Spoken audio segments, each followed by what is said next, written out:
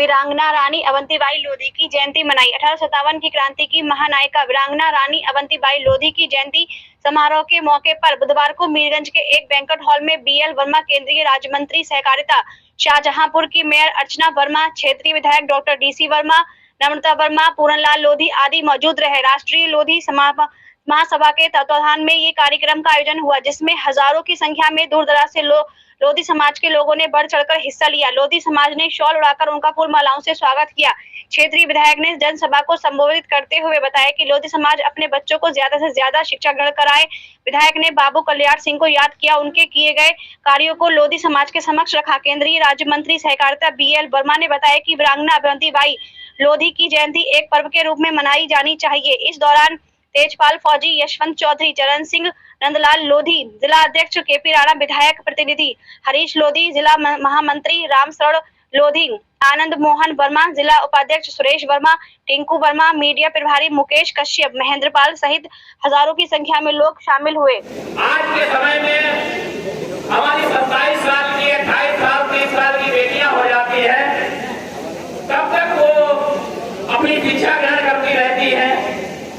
लेकिन उस समय 1857 में, अब से लगभग 200 साल पहले की बात, उस समय वीरांगना अवंतीबाई लोधी एक ऐसी वीरांगना हुई है जिन्होंने इस देश को आजाद कराने के लिए अंग्रेजों से मुकाबला करते हुए वीरगति को प्राप्त हुई और उन्होंने इस देश के खातिर अपना बलिदान देने का काम किया। आज ऐसी वीरांगना को हम लोग यहाँ पर याद कर रहे हैं और वो अकेले हमारे लोधी समाज की ही गौरव नहीं थी, वो पूरे हमारे देश की गौरव है, सर्व समाज की गौरव है। इसलिए आज हम लोग उनको यहाँ पर नमन करते हैं और इस कार्यक्रम में आज हमारे इस देश में जो हमारे नेता हैं, जो हमारे समाज को ही नहीं पूरे देश को आगे ले जाने के लिए काम कर रहे हैं, ऐसे हमारे मुख्य अतिथि के रूप में यहाँ पर पधारे परम आदरणीय श्री बड़े भाई बीएल वर्मा जी, एक बार जोरदार तालियों से भैया स्वागत हो जाए। और माननीय बीएल वर्मा जी, यहाँ पर चाहे मंच पर बैठे लोग हो, चाहे आप सब सामने बैठे लोग हो, वो सबको नाम से और सबको काम से जानते हैं।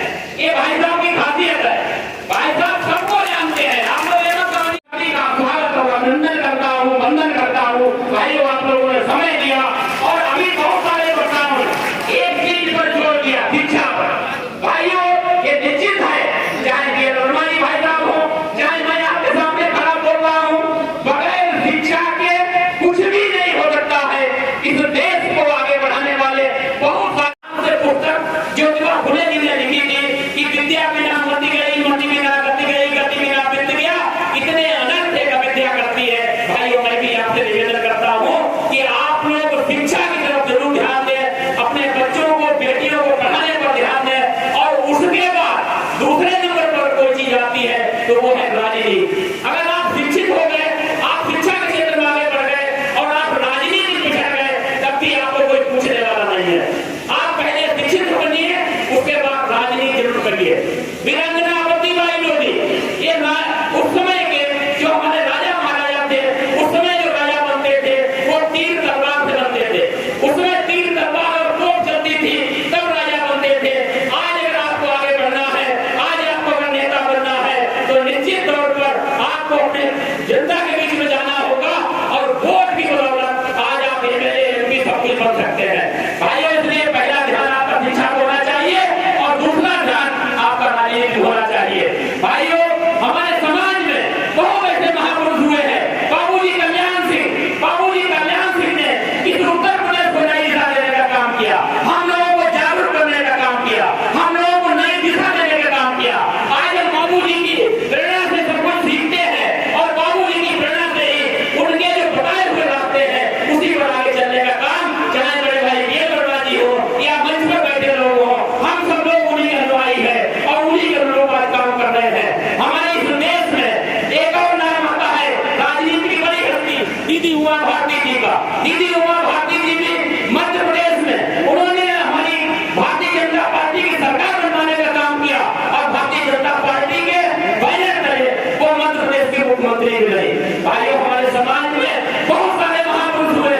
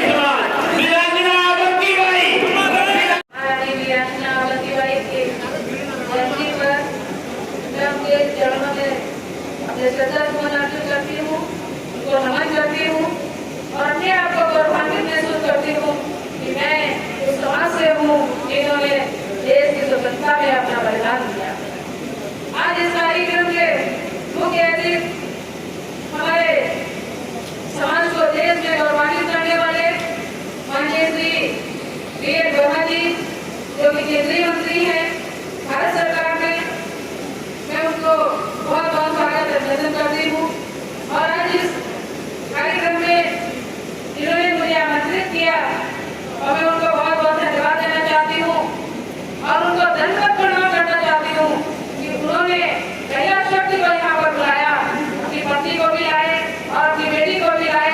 उनको मैं बहुत बहुत धन्यवाद देती हूँ और महिला शक्ति की तरफ से आपको प्रणाम करती हूँ। उपस्थित यहाँ पर लोधी महासभा के अध्यक्ष श्री नंदलाल लोधी जी ऐतिहासिक ट्रका भराने का काम किया था, 20 करोड़ का लक्ष्य दिया था। देश के नागरिकों ने आदरणीय प्रधानमंत्री मोदी के आह्वान को स्वीकार करते हुए 20 करोड़ से ज्यादा 25 करोड़ ट्रका भराने का काम किया था। और इस वक्त भी मैंने जब देखा तो कल स्कूल के छात्र छात्राओं के हाथों में तिरंगा, सभी वाहनों पर तिरंगा, घरों पर तिरंगा, दुकानों पर तिरंगा और मैं कहूँगा कि सीमा पर सेना के जवानों के हाथों में भी तिरंगा दिखाई पड़ रहा है। लगातार जिस तरह से देशभक्ति से उसको देश के 140 करोड़ नागरिक अंदर रहकर की आजादी का जश्न मना रहे थे, तो आज हम एक दिन बाद वीरांगना अवंतीबाई लोधी की जयंती मनाने का काम कर रहे हैं। अभी जश्न का वो बुरा उतरा नहीं था, तो मैं कहूँगा कि आज का देश आपके समाज के लिए एक पर्व की तरह होना चाहिए, एक त्योहार की तरह होना चाहिए। और त्योहार हो भी क्यों ना, कि वीरांगना अवंतीबाई का जो इतिहास है वो इतना गर्व भरा हुआ है। मुझे लगता है कि हम सबको हर घर में जश्न मनाना चाहिए। मेरे लिए राजस्थान, मध्य प्रदेश और मैं कहूँगा कि उत्तर प्रदेश के न जाने कितने दिनों से न्यूज पर आ रहा था कि आपको हमारे यहाँ आना है कि हमारे यहाँ आना है, लेकिन मैंने कहा कि मेरे कहावत है कि दीपक करे देरे अंधेरा न रहे। इसमें बदायूं का, बरेली का और पीलीभीत, बरेली मंडल के 3 जिले मैंने चिन्हित किए क्योंकि कल सुबह मीटिंग है माननीय अमित शाह जी के साथ, मुझे रात में ही प्रचार करना है दिल्ली के लिए, तो दूसरे कार्यक्रम में आपके बीच पाया हूँ। मेरी इच्छा थी कि सभी लोगों से मिलता, लेकिन आप लोगों की हृदय की जो आशीर्वाद देने की इच्छा थी, मैं सबका हृदय से अभिनंदन करता हूँ। और मैं कहना चाहता हूँ कि मेरे लिए इस समय पीड़ित हो जाना चाहिए, लेकिन अभी आपके बीच में हूँ तो अपनी बात को मैं विस्तार तो नहीं दूंगा, लेकिन वीरांगना अवंतीबाई लोधी के विषय में हमारे पूर्व वक्ताओं ने चर्चा की हो। वीरांगना अवंतीबाई बचपन से ही बड़ा होनहार, उसमें वीरता के गुण थे। गुण हमारी तीरंदाजी, तलवार सीखना, ये शुरू से ही उनके गुण रहे। लेकिन 1857 की क्रांति के समय चल रही थी। हम सब जानते हैं कि वीरांगना अवंतीबाई का जो विवाह था ब्रह्मानंद से हुआ था। उनके पिताजी राजा लक्ष्मण सिंह जी, और उन्होंने शादी करने के बाद जिस तरह का उनका स्वभाव था, धार्मिक पूजा पाठ करना, वीरता के भी गुण थे, लेकिन अस्वस्थ होने के कारण से विक्रमादित्य की समय से पहले इस दुनिया को अलविदा कर गए। उसमें वीरांगना अवंतीबाई और विक्रमादित्य से 2 बच्चे थे, 2 बेटे थे, लेकिन बेटे छोटे होने के नाते अंग्रेजों ने जो कुचक्र चला, उस कुचक्र के चलते वहां पर जो लॉर्ड डलहौजी उसमें ब्रिटिश हुकूमत के गवर्नर थे, उन्होंने वहां पर अपनी हुकूमत उन बच्चों को ये कहते हुए बच्चे आपके नाबालिग हैं, इसलिए वहां पर एक प्रशासक नियुक्त कर दिया। और प्रशासक नियुक्त बाद में जो कमिश्नर थे उन्होंने वहां पर कर दिया था। तब मैं कहना चाहता हूँ कि वीरांगना अवंतीबाई के मन में पितृत्व की भावना थी, लेकिन जिस समय सरकारी आजादी की लड़ाई की चल रही थी, उस समय वीरांगना अवंतीबाई के मन में आया कि मेरे मन में बिना इसका बदला लेने का भाव आवे, और उन्होंने उसका विद्रोह कर दिया। विद्रोह ऐसा किया, बाकी प्रशासक जो अंग्रेजों ने लिख दिया था उसको हटा दिया, सदन के बाहर कर दिया और अपने राजगढ़ पर अपना कब्जा जमा लिया। और साथ ही साथ उन्होंने जो बहुत के राजा महाराजा थे उनके लिए चिट्ठी लिखने का काम किया, और चिट्ठी में उन्होंने लिखा कि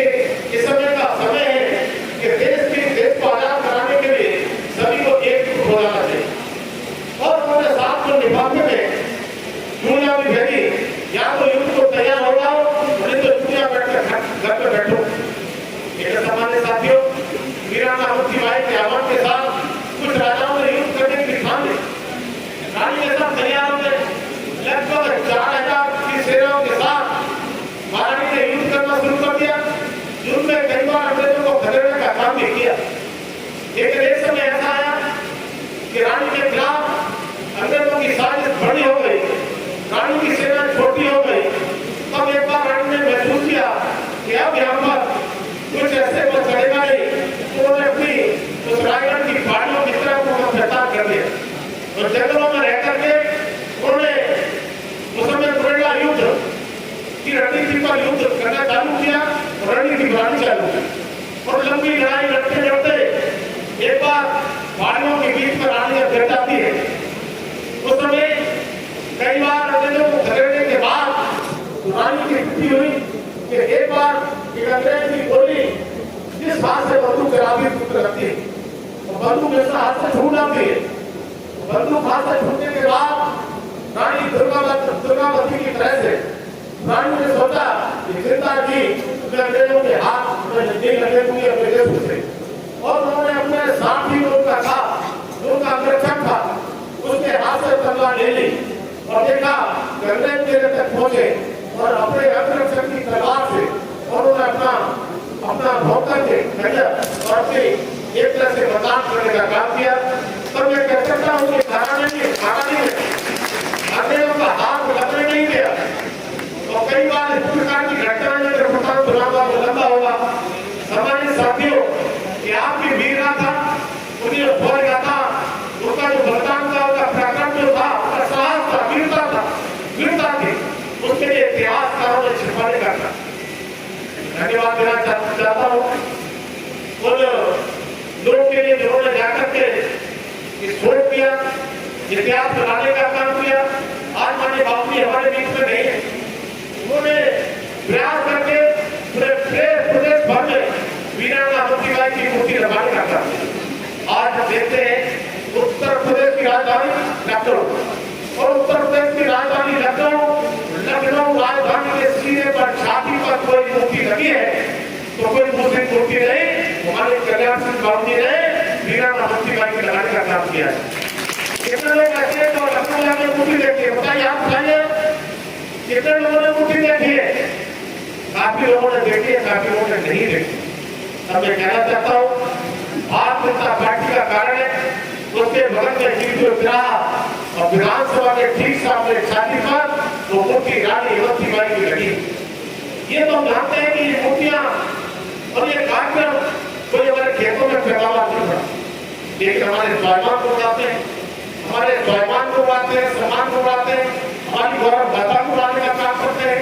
और कोई भी महापुरुष मुझे लगता है कि इस समाज में पैदा जरूर होता है, लेकिन केवल वो अपने समाज को ही काम करता है, पूरे सभी समाजों के लिए काम करता है और देश के लिए वरदान देने का काम वीरांगना अवंतीबाई लोधी ने किया।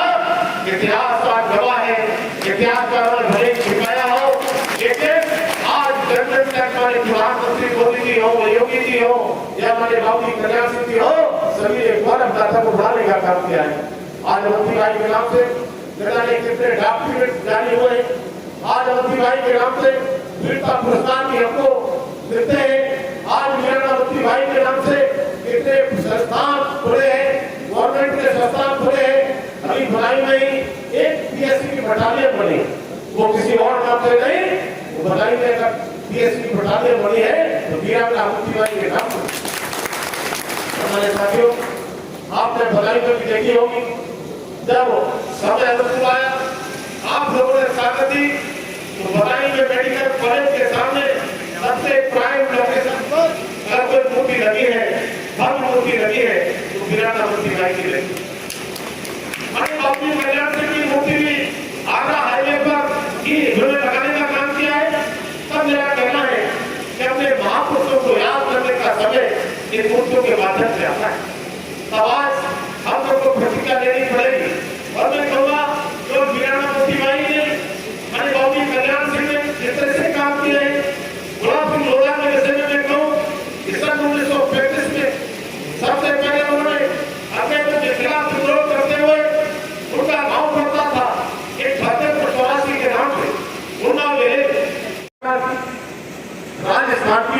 सरकार और मध्य प्रदेश की सरकार क्या कर सकता है। मैं समाज साथियों को कहना चाहता हूं, आपका समाज वो समान है। जब तक उठाकर आप देखेंगे, इतिहास गवाह है कि हमने स्वाभिमान और सम्मान के पीछे कभी समझौता नहीं किया। लेकिन डॉक्टर साहब ने कहा कि शिक्षा, हाँ, मेरा समाज सबसे भोला भाला, मेरा समाज सबसे सीधा था, मेरे समाज में छल कपट नहीं है, मेरे समाज में छल कपट भी नहीं है। लेकिन भोले वाले समाज को लोग भेंटा लेते, और इसलिए भेंटा लेते हैं कि हमारे शिक्षा की कमी। हमने कहने को थोड़ा भी नहीं, अगर सबसे ज्यादा पसीना बहाने वाला, परिश्रम करने वाला कोई समाज है, तो समाज का नाम है आपका मोदी। किसान तो सब खेती करते हैं, सभी किसान हैं, लेकिन कृषि में, किसानी खेती में सबसे ज्यादा मेहनत कोई करता है तो आपका समाज करता है। इसीलिए इसको मोदी के साथ साथ बहुत लोगों पर खाली किसान होते गए, किसान बोलते गए। हमारी गंजी आएंगे सैजापुर से, सैजापुर बोलते, पीलीभीत में बहुत बोलते, और हमारे पिछड़ों की फिर बात है, फूट डालो राज करो, फूट डालो राज करो, अंग्रेजों वाली पॉलिसी। हमारे लोग सीधे सामने बहका में आ जाते। आज वीरांगावती बाई की जयंती के अवसर पर आप सबको एक संकल्प दिलाना चाहता हूं कि हम एजुकेशन, शिक्षा की तरफ आगे बढ़ेंगे, चाहे अपने खर्चे कम करेंगे। बाबूजी कहते थे आधी रोटी खाएंगे, बच्चों को जरूर पढ़ाएंगे, और शिक्षा में, पढ़ाई में भेदभाव बेटी और बेटे का नहीं करें। बेटा एक पीढ़ी को संभालता है तो बेटी तीन पीढ़ी को संभालती है। इसलिए आज शिक्षा की तरफ भी देखेंगे, और कौन हमें फूट डालना चाहता है, जो फूट डालने वाले लोग हैं वो आपके सुरक्षित तक नहीं हो सकते, वो आपके सुरक्षित तक नहीं हो सकते। आप सबके चरणों में प्रणाम करता हुआ, चुके समय मेरे पास भी नहीं है, और अर्चना वर्मा जी के लिए और डॉक्टर साहब को मेरे साथ जाना है। पीलीभीत के लोग बेचारे 3:30 बजे मैंने कह दिया कि 4 बजे, लेकिन चलिए उनसे माफी मांगता हूँ। और आप सब जिस तरह से स्नेह, प्यार और आशीर्वाद अपना बनाए रखते हैं, मुझे पूरी उम्मीद है ये स्नेह आशीर्वाद आपका बना रहे। और मैंने कहा आपके सांसद एक नहीं, दोनों सांसद विधायक तो आपके ही हैं, और भारत सरकार में हिस्सा आपने ले लिया। इसलिए हम लोग किसी और के लिए नहीं, अरे आप सबके काम के लिए हैं, लेकिन काम आप बताएंगे नहीं तो कहावत है कि मामी बच्चे को तो तब तक नहीं खिलाती जब तक बच्चा रोता नहीं। लेकिन काम ऐसे बताइए कि सकारात्मक काम हो, अच्छे काम हो, सार्थक सुझाव हो, आपके सकारात्मक सुझाव हो। और मीरगंज ही नहीं, चाहता हूं पूरे बरेली जिले में एक सकारात्मक भाव से समाज कैसे आगे बढ़े, वीरांगावती बाई का कार्यक्रम कैसे और अच्छा बनाए, और आने वाली 30 तारीख के लिए मैंने बाबूजी कल्याण से कुछ स्थिति है जहां मनाई जा रही है, वहां जाएंगे तो अच्छा होगा। नहीं तो कम से कम मूर्ति मिले तो हमारे यहाँ मनाई चले जाना, मूर्ति फोटो ले जाना बाबू के साथ और मना लेना, और कुछ न मिले तो बाबू के फोटो आप पर होंगे, फोटो पर माल्यार्पण करके अपनी खुशी मना लेते। अलीगढ़ में भी कार्यक्रम मनाया जा रहा है, वहां जाने का सुनाओ तो वहां नहीं जाना। आप सबसे अंत में मैंने ये करता हुआ वीरांगावती बाई की जयंती अगली बार जब आवे तो एक पर्व की तरह से, त्योहार की तरह से मनाए। और जैसे कोई त्योहार दीपावली का होता है, घर में पूरी कचौड़ी पकवान बनते हैं, ऐसे घरों में बनना चाहिए। हमारे घर में बच्चों को भी लगना चाहिए आज कौन सा त्योहार है। जब तक हम बच्चों में ये काम नहीं करेंगे तब तो कैसे जागेगी। इसलिए इस बार तय करें, अगली बार घर से बिना पूरी कचौड़ी खाई नहीं आएगी, ठीक है ना।